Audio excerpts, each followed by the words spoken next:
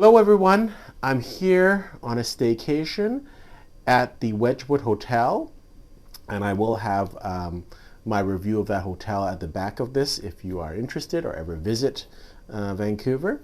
And just relaxing for a staycation, and thought to do another video on the Wine Basics series, and this is my take on blind tasting. Firstly, I want to express these are all my personal opinions, and it's all up for discussion. So this is just my personal opinion of blind tasting.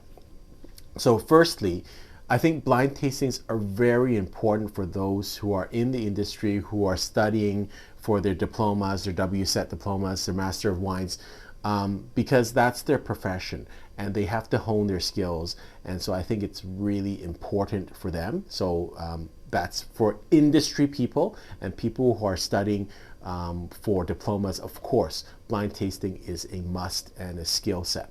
Beginners or people that are starting out, I really don't think there's much point, because you don't have enough scope of wines to be able to do it. So really it becomes just, first of all, it's frustrating because you're not really understanding it, and it's really, it can kind of put you off wines if you know you blind taste and you have not even a clue what it is. It actually kind of kills your confidence. So I don't think beginners or people who are new to the wine industry, new to wines, really need to do any type of blind tasting.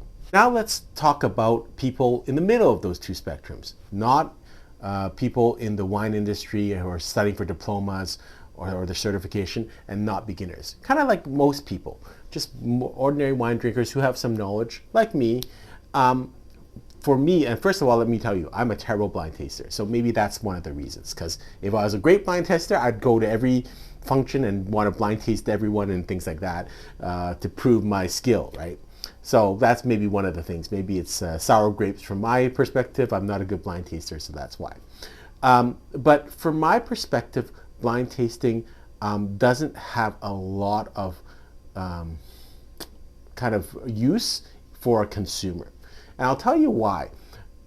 It's fun, and I don't think it's more like a parlor game. I don't think it should be something that you should put people down on or hold people against. If people like to blind taste, that's great. If that helps them to increase their skill level or to differentiate wines, that's great.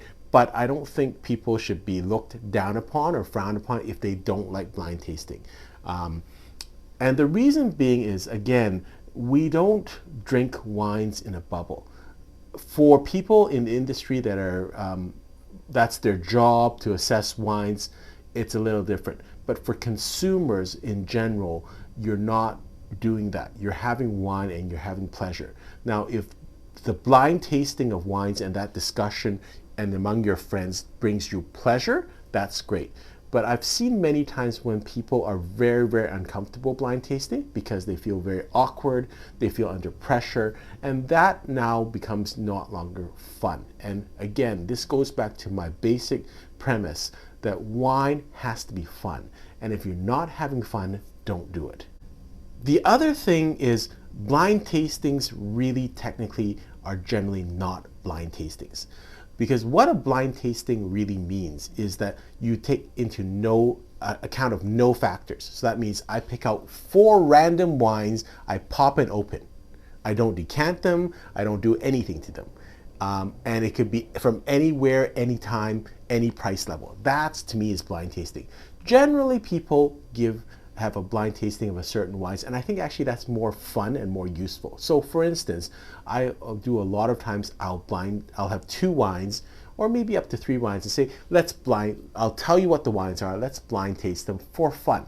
I won't make an event of it, but I will let's do 5-10 minutes, let's not spend the whole night on this, and let's just do that. I think that to me is quite fun, and it can be knowledgeable, but it doesn't take up your whole night. The other thing is that with blind tasting in general, when you do more blind tasting, you get better at it. And you read more cues. And I'll give you an example. A lot of times you can actually tell a wine based on if you blind taste with the same group over and over again. You kind of know each other's tendencies, what you buy, etc., etc. So As an example, this is not to do with wine, but I was blind tasting sake with some friends, and they, made a big deal about, we have this premium and this really super premium and the other one. So even before we started, I said to them, listen, I can tell you which one is the premium, because right away, and I won't even fake it, because I could fake it and smell it and then tell you, oh, I can smell which one is premium. I can tell right away just by how you prepared it, because one of them I could see when he was preparing it he was much more careful with, and the other one he was much more not as delicate with. So just by him, how he handled the alcohol, I could tell which one it is. And so one of the things when you do blind tasting is what the best I find is that you find someone, when you do a blind tasting, give the bottles to someone who knows nothing, absolutely nothing about wines, and just tell them, open this bottle, and just mark which one is which one. The reason being is they give off no cues. And the other thing is they don't do the things that wine people do.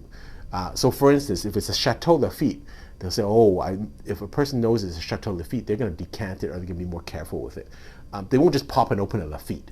And so, or they will, they won't blind taste a Lafite against a $10 wine. But a person who knows nothing about wine will do that. So I think that's, if you are going to really blind taste, that would be, give it to someone that doesn't know nothing about wine at all. But ultimately this video is about going back to the premise of wines being pleasurable. And so kind of my point here is, if you like blind tasting and you have a group of friends that all enjoy it, go ahead and do it. It's great fun. I would say don't chastise anyone who can't do it. And I've seen that in groups where people have said, because certain person doesn't like to blind taste or doesn't is not very good at blind tasting, we're kind of gonna not include them in the group. Don't do that, please. And likewise, if you do not enjoy blind tastings, if you're not good at it, then don't do it, and don't feel any pressure to do it. There is somewhat of a value to do it. I think it does help once in a while, and I do it once in a while for fun. And how I do it a lot of times is when I'm just I'm not thinking of drinking a whole wine, I'm just at a place, at a bar, and I just want to drink. I'll do that a lot of times. I'll just say, hey, bring me something from the list, and just for fun, don't tell me what it is. Just bring me a glass of wine, and I'll have the list there, and try that. I really don't take any credence of it. It helps me realize what I don't know. But does that, for instance, if I blind taste a Chateau Lafite against regular Medoc wine, and if I can't tell the difference, does that mean I will never drink Chateau Lafite again? No, I'm still going to drink it because it's a great trophy wine. So just don't take it too seriously, and don't get down on yourself too much if you don't blind taste well.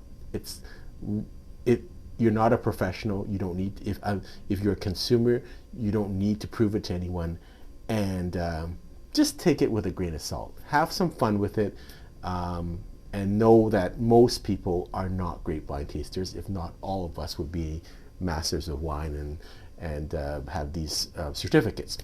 So again, this video is really meant to encourage people to be yourself, to be comfortable in your own skin, and not to let other people kind of dampen your fun and your enthusiasm for wine.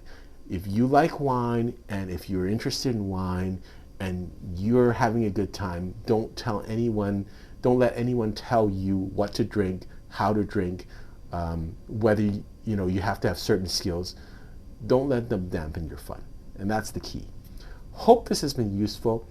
I'm sure it's going to have some discussions that's brought up, but I'm happy again to discuss this and to debate back and forth and be wrong, as long as everyone's polite about it. Until next time, happy drinking.